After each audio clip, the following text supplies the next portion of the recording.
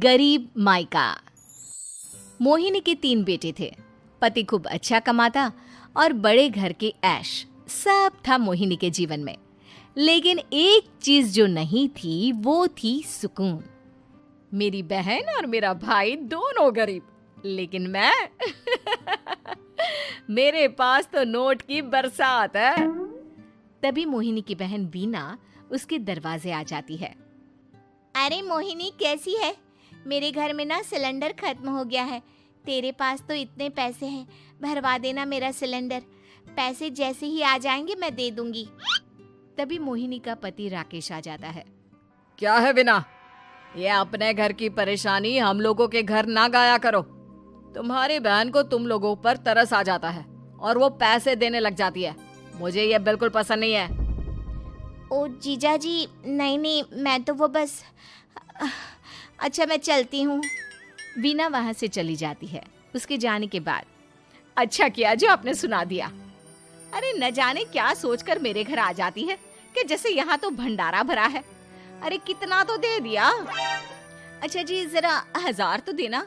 वो विन्नी दीदी है ना, उनके घर जा रही हूँ। उनका पोता हुआ है तो मुंह दिखाई दे दूंगी। हाँ, उन लोगों के आगे तो शो ऑफ किया करो। वो खुद को बड़ा अमीर शो करते हैं ना। दिखा दे कि तू भी किसी से कम नहीं है। हाँ जी, इसी के लिए तो जा रही हूँ।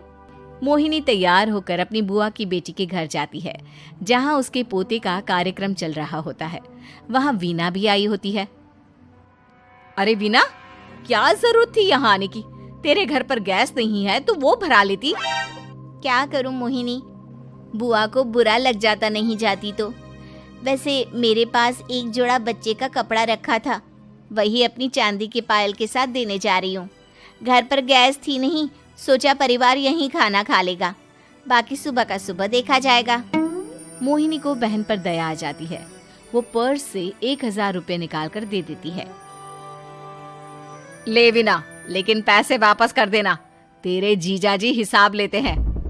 मोहिनी भी क्या करती, गरीबी में बहन का सहारा ही उसके जीवन जीने का आधार था। फिर एक रोज, सुनिए, भाई के घर बेटी हुई है, मुझे माँ के पास जाना होगा।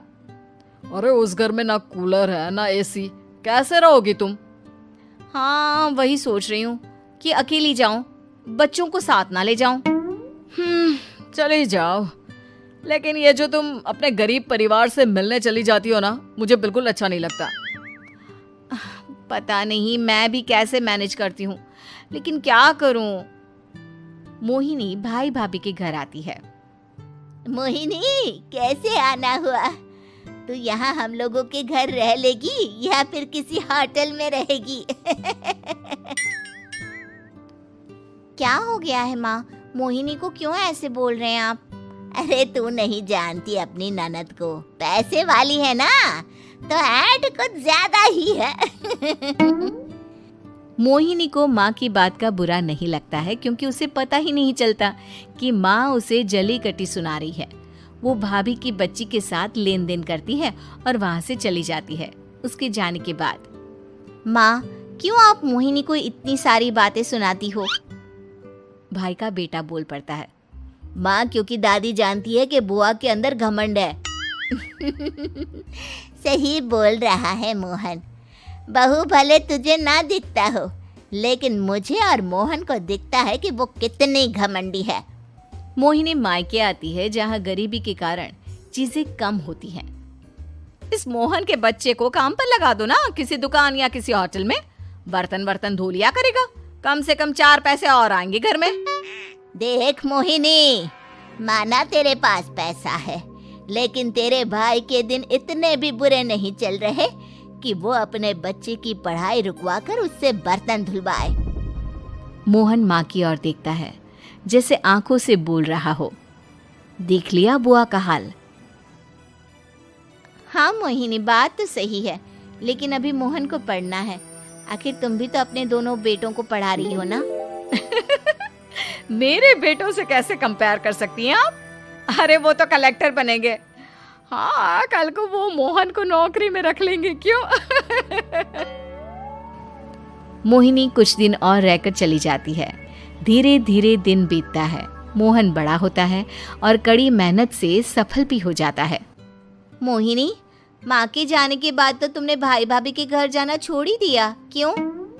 वो क्या है ना, उन लोगों का घर छोटा है, मेरे बच्चे जाना ही नहीं चाहते। पर तुझे क्यों अचानक मायके की बात याद आ गई?